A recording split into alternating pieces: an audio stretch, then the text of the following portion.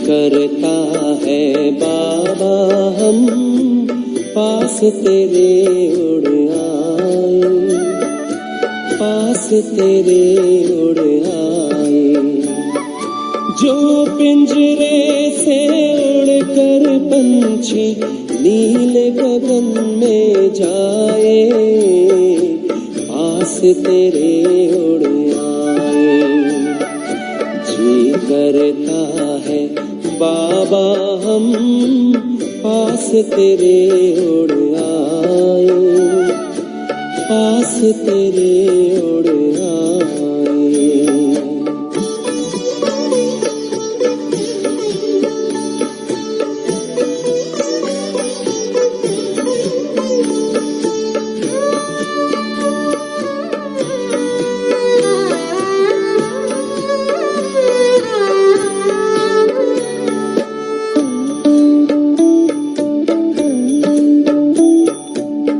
कोई शय न भाती है अब याद घर की आती है, करे इशारा किरण तुम्हारी जैसे हमें बुलाती है।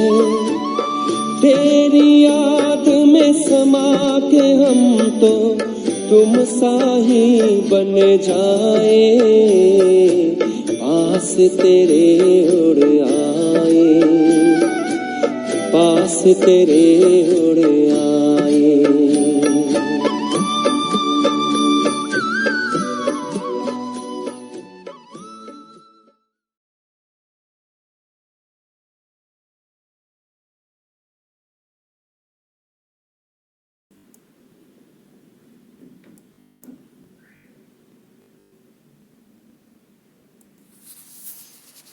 ओम शांति। आज 7 जनवरी 2020 की साकार महावाक्य सुनते हैं। ज्ञान सागर, शांति का सागर, प्रेम का सागर। शिव बाबा कहते हैं, मीठे बच्चे, जब ये भारत स्वर्ग था तब तुम घोर सोचरे में थे। अभी अंधियारा है, फिर सोचरे में चलो। प्रश्न, बाप अपने बच्चों को कौन सी एक कहानी सुनाने आए हैं? उत्तर में बाबा कहते हैं, मीठे बच्चे, मैं तुम्हें 84 जन्मों की कहानी सुनाता हूँ। तुम जब पहले पहले जन्म में थे तो एक ही देवी धर्म था।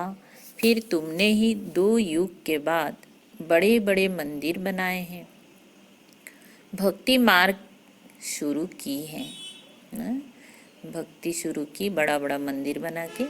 अभी तुम्हारा ये अंत के भी अंत का जन्म है। तुमने पुकारा, दुख हरता सुख करता, आओ अब मैं आया हूँ। गीत बजा है, आज अंधेरे में है इंसान। ओम शांति। तुम बच्चे जानते हो, अभी यह कलयुगी दुनिया है, सब अंधियारा में है। पहले सोचरे में थे जबकि भारत स्वर्ग था। यही भारतवासी जो अभी अपने को हिंदू कहलाते हैं, ये असुल देवी देवताएं थे।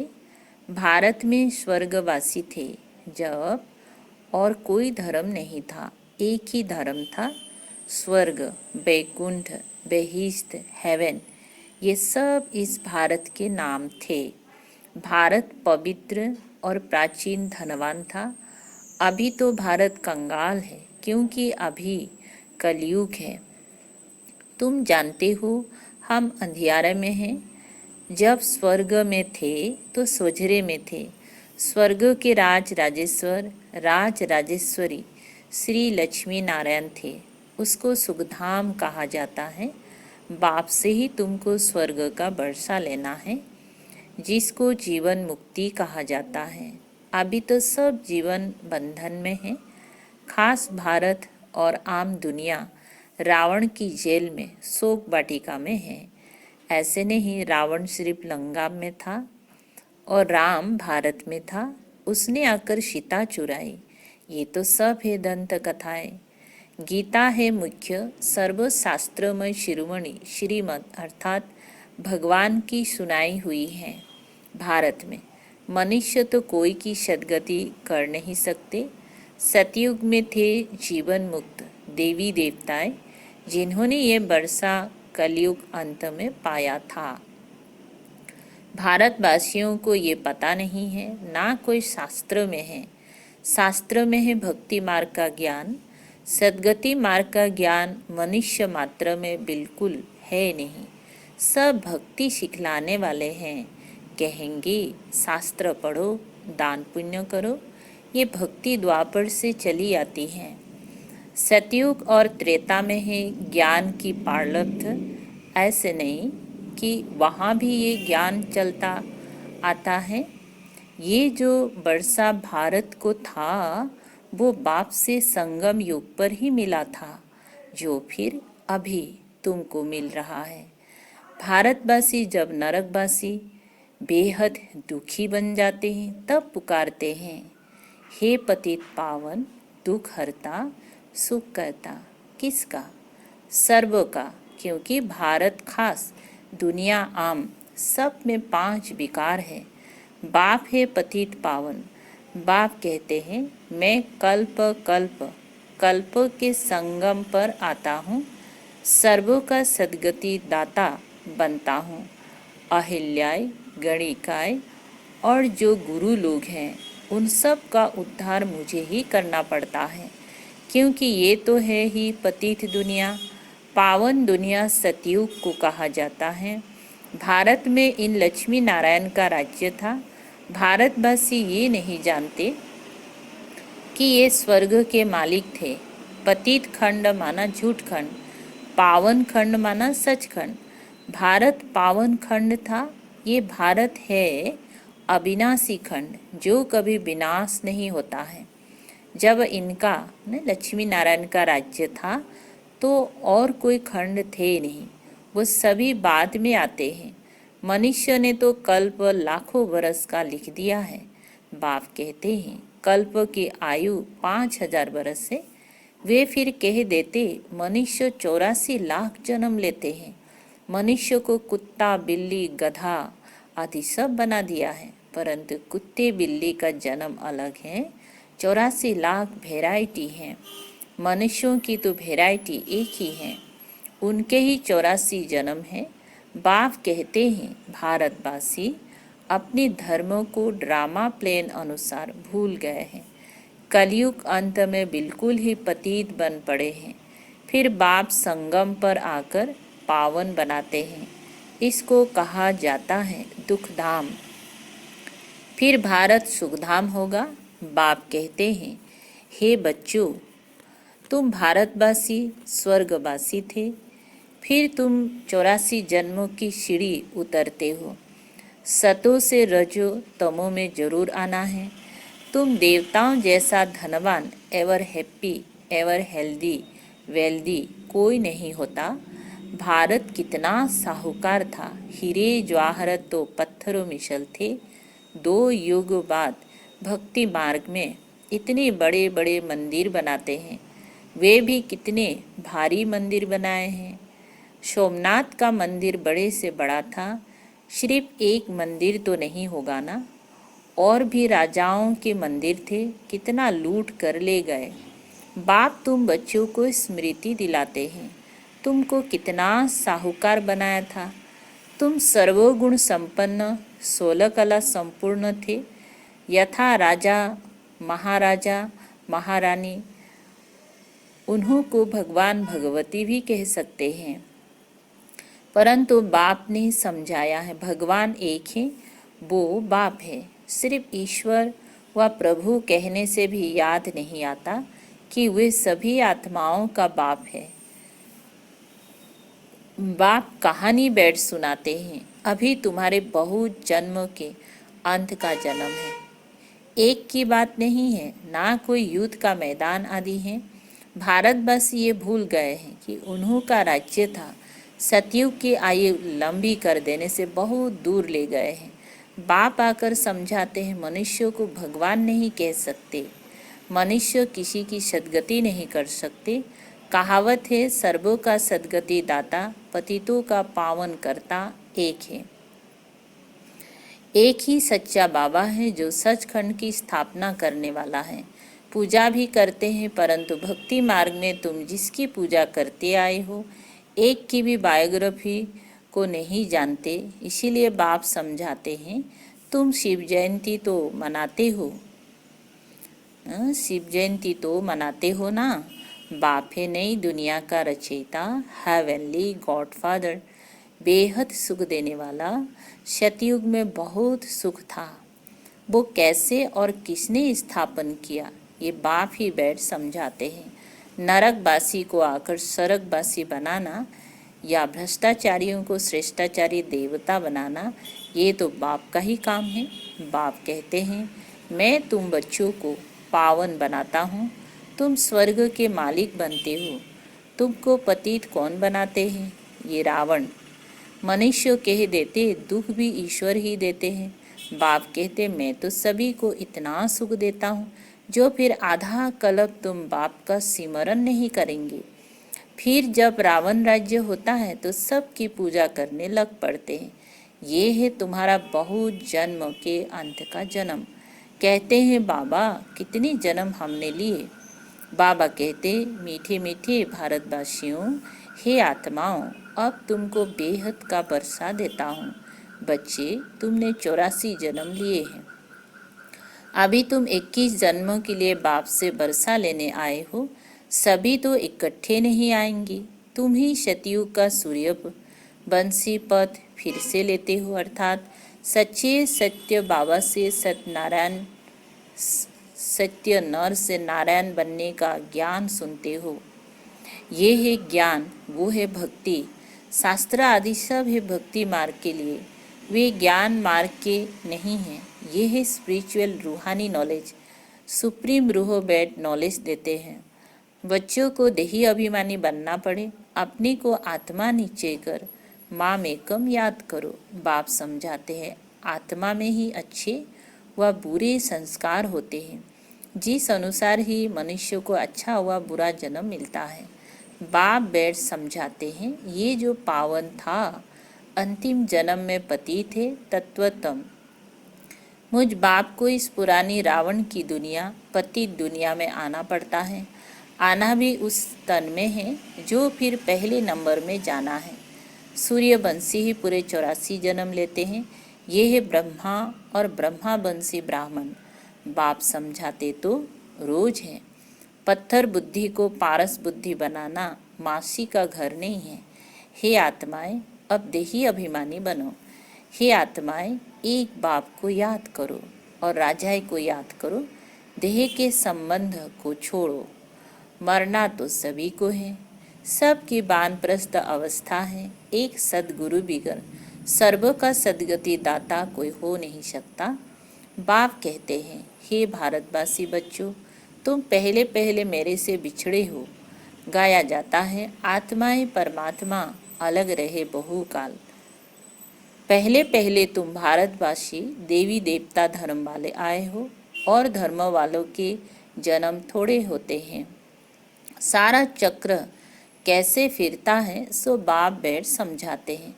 जो धारण नहीं करा सकते हैं उनके लिए भी बहुत सहज है।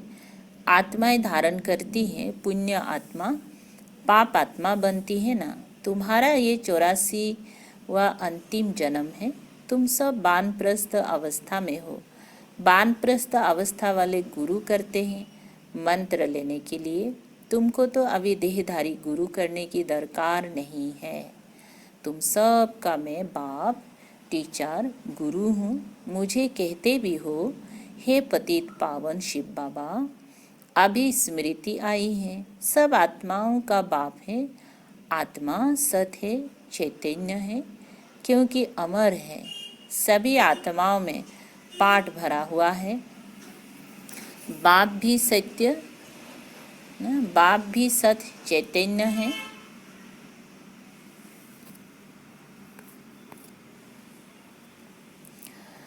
वो मनुष्य सृष्टि का बीज रूप होने के कारण कहते हैं मैं सारे झाड़ के आदि मध्य ना अंत को जानता हूँ, इसीलिए मुझे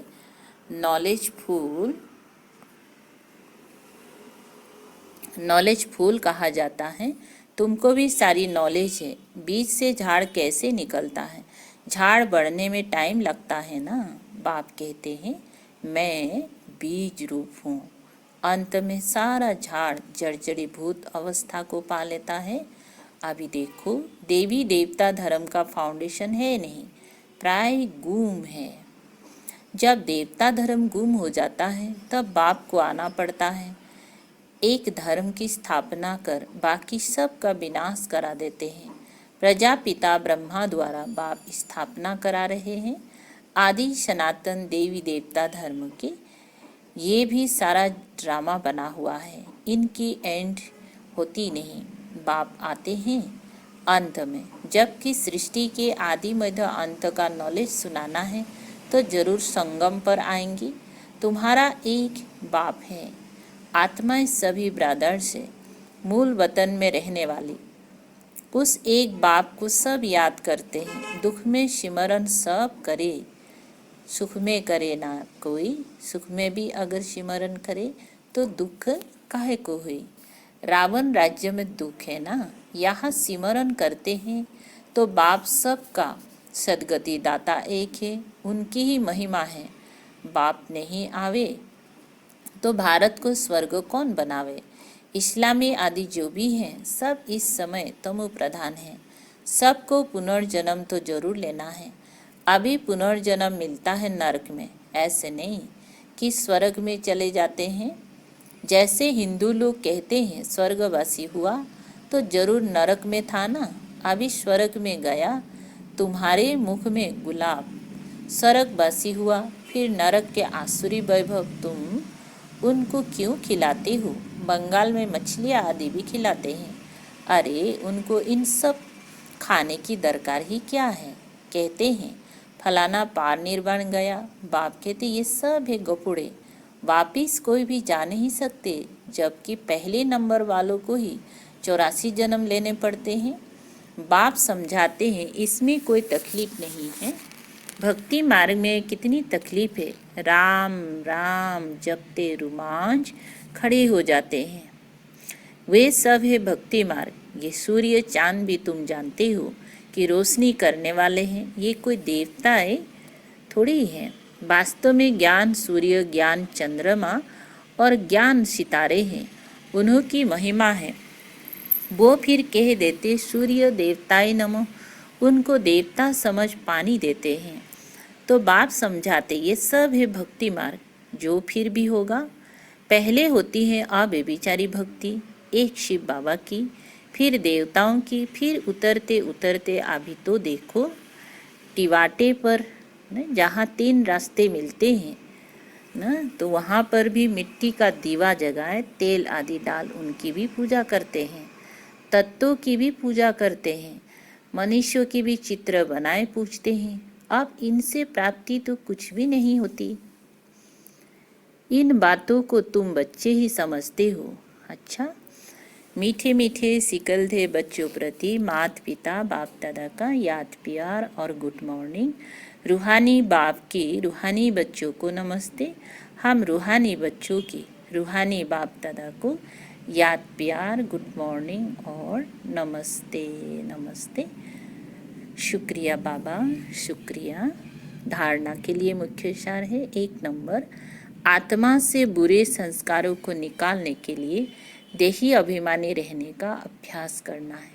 ये अंतिम 84वां जन्म है, वानप्रस्थ अवस्था है, इसीलिए पुण्य आत्मा बनने की मेहनत करनी है। 2, देह के सब संबंधों को छोड़ एक बाप को और राजाई को याद करना है। बीज और झाड़ का ज्ञान सिमरण कर सदा हर्षित रहना है। वरदान, विश्व परिवर्तन के श्रेष्ठ कार्य की जिम्मेदारी निभाते हुए डबल लाइट रहने वाले आधार मूर्त भव। विश्व परिवर्तन के श्रेष्ठ कार्य की जिम्मेदारी निभाते हुए डबल लाइट रहने वाले आधार मूर्त भव।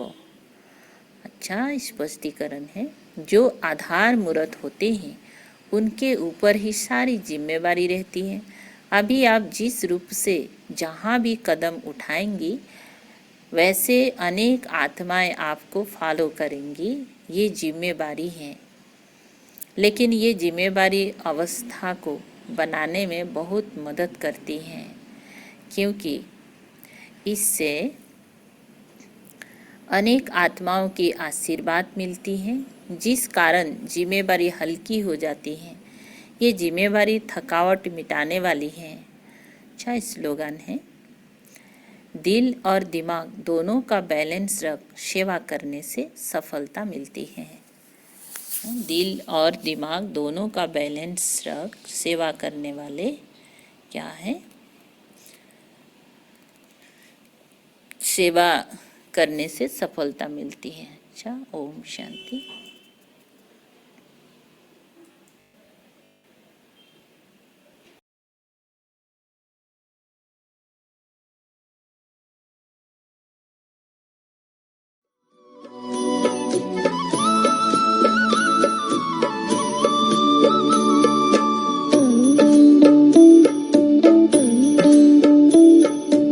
बस कुछ पल की बात है, फिर घर चलना साथ है। हाथ में हाथ तुम्हारे बाबा, प्यार की बरसात है। संगम युग में संग में तेरे हर पल मिलन मनाए। पास तेरे उड़ आए, पास तेरे उड़ आए।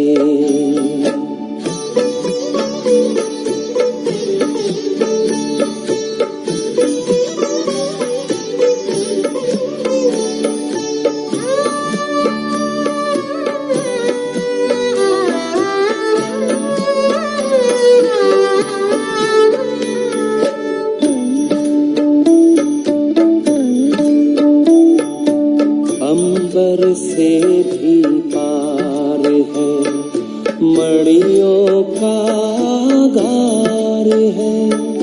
परम शांति विश्राम यहाँ पर, ज्योति का भंडार है।